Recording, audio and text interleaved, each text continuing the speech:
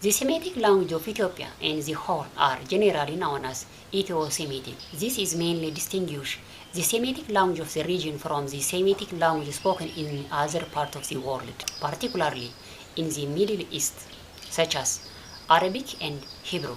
The Ethio-Semitic languages are subdivided into two. These are North Ethio-Semitic and South Ethio-Semitic.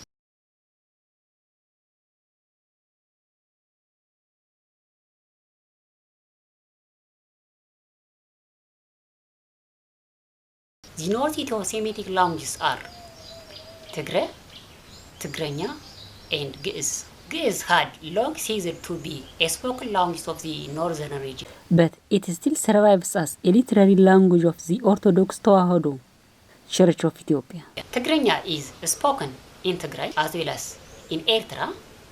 Tigre is spoken only in Eritrea. The South Ethio-Semitic constitute the most diversified language of the branch. Language belongs to the South Ethio-Semitic include Gafat, Amharic, Argoba, Harari, and Silte. Gafat is now already an extinct language. No one speaks it.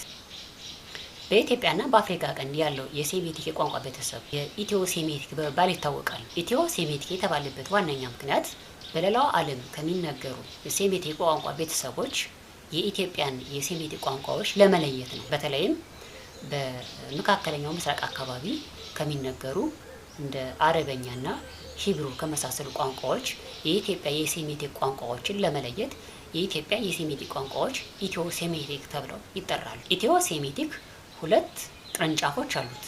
እነሱም የሰሜን ኢትዮ ሴሚቲክ እና የደቡብ ኢትዮ ሴሚቲክ ተብለው በሁለት ይከፈላሉ። በሰሜን ኢትዮ ሴሚቲክ ውስጥ የሚገኙ ቋንቋዎች የሚከተሉት ናቸው። እነሱም ትግረኛና ግዕዝ ናቸው። ግዕዝ ለሰሜን ኢትዮጵያ የመግባቢያ ቋንቋ ከመሆን ካቆመ ቆይቷል። ይሁን እንጂ ለኢትዮጵያ ኦርቶዶክስ ተዋሕዶ ቤተክርስቲያን የስነ ጽሑፍ ቋንቋ መሆኑ ጨርሶ ከመጥፋት አድኖታል። በአሁኑ ሰዓት ትግርኛ የሚነገረው ትግራይ ውስጥና ኤርትራ ውስጥ ሲሆን ትግራይ የሚነገረው ደግሞ ኤርትራ ውስጥ ብቻ ነው። የደቡብ ኢትዮ ሴሚቲክ የቋንቋ ቅርንጫፍ በሴሚቲክ የቋንቋ ቤተሰብ ውስጥ ሰፊ ስርጭት ያለውን በደቡብ ኢትዮ ሴሚቲክ ውስጥ የሚገኙ ቋንቋዎች የሚከተሉት ናቸው። ጋፋት፣ ጉራጌ፣ አማርኛ፣ አርጎባ፣ ሀረሪና ስልጤ ናቸው። ከነዚህ ቋንቋዎች መካከል ጋፋትኛ በአሁኑ ሰዓት ምንም ተናጋሪ የሌለው የጠፋ ቋንቋ ነው። ተጨማሪ ሀሳብ ካላችሁ ከሀሳብ መስጫ ሳጥን ውስጥ ማስቀመጥ ትችላላችሁ።